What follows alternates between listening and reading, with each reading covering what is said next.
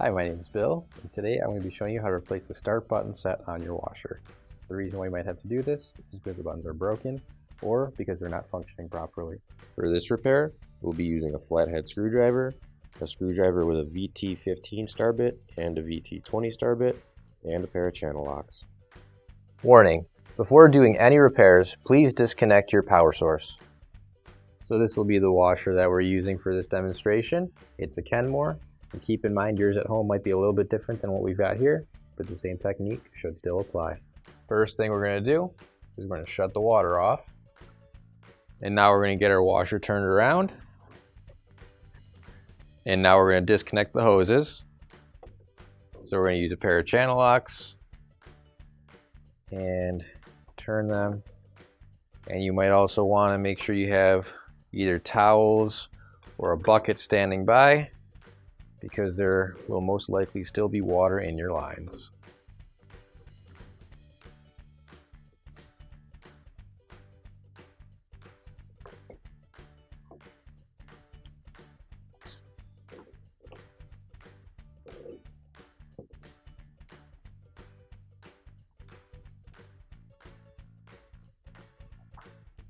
Now we have to remove the 3 screws holding the top piece on.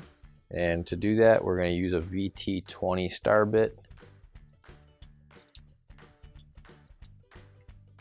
And now that the screws are off, we can pull the top back, and then it should lift right off. Now what we have to do is we have to take out the detergent dispenser, and we're going to push down on this tab back here and pull that out all the way. Now what we're going to do is we're going to use a VT15 bit, and we're going to remove the screw that's inside of here. And now what we're going to do is we're going to unplug our user interface right here. And so we've got this clip that holds it in place. So we're just going to lift up on that clip. And then we're going to pull the wires out. There we go. And now I'm going to remove the cable from each of these clips that holds it in place.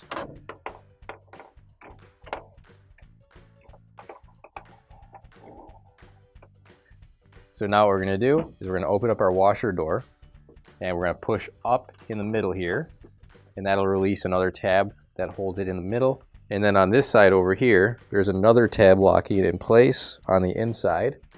So this tab right here, and all we're going to do is just push in on it, and that should release the control panel the rest of the way.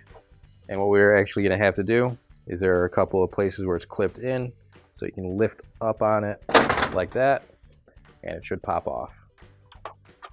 We'll just pull this cable through the hole here, like so. So now we have to remove this user interface from the front panel here. So what we need to do is there are a bunch of tabs all along the edge, which we need to release. So I'm using this flathead screwdriver, and what you're going to want to do, you're just going to want to lift up slightly so it doesn't fall back into place. There's one kind of hidden back here too, and all along we're just going to keep lifting like so.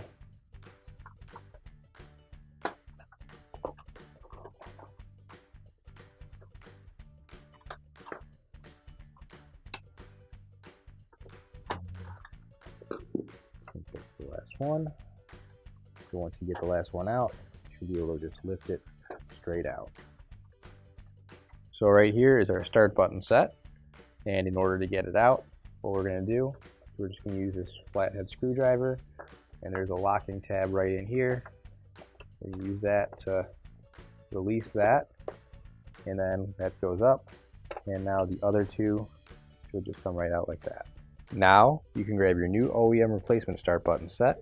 If you don't have one already, you can find it on our online store. This one's still working properly, it's just got a little bit of wear on the start button area, but it's fine, so we're just going to keep using this one. So now what we're going to do is we'll just line up the 2 locking tabs on the bottom here into those bottom slots, and then push that in, and it locks into place. Now we're going to put the user interface back into our front panel, and what you want to do is just make sure everything is lined up to where their tabs go right there, and just push everything down so the tabs snap back into place.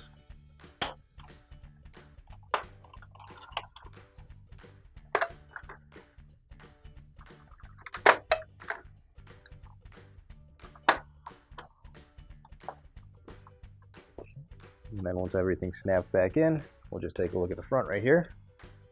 Make sure all of our buttons are in the proper spot. This one's not, so we just want to shift that over a little bit if we can. So we're just going to grab onto this piece right here.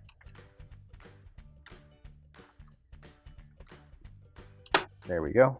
Sounds like it popped back out. So there you go. Popped back into the place properly. And all we had to do was just pull the back of it a little bit. So everything else looks like it's working now. So we'll put it back on. Let's just slide the cable right through the hole, like so. Pull it through. And now what we're going to do is we're going to keep our control panel tilted slightly forward and then push it so that it locks into place, just like that. And now we'll put this cable back through these little clips and secure it in place.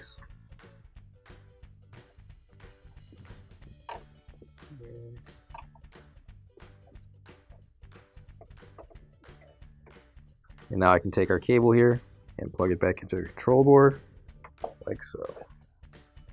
There we go.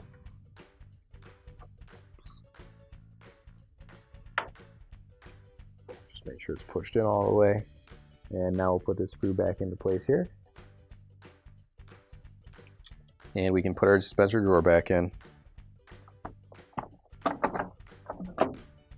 Now we'll put the top of the washer back on.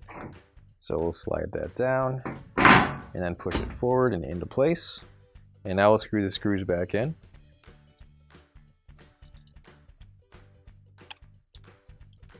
And now we can reattach our water hoses.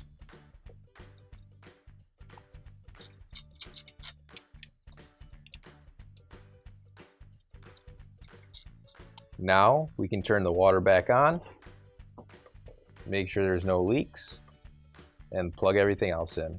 Finally, don't forget to plug in your appliance. If you need to replace any parts for your appliances, you can find an OEM replacement part on our website, PCApplianceRepair.com. Thanks for watching, and please don't forget to like, comment, and share our video. Also, don't forget to subscribe to our channel. Your support helps us make more videos just like these for you to watch for free.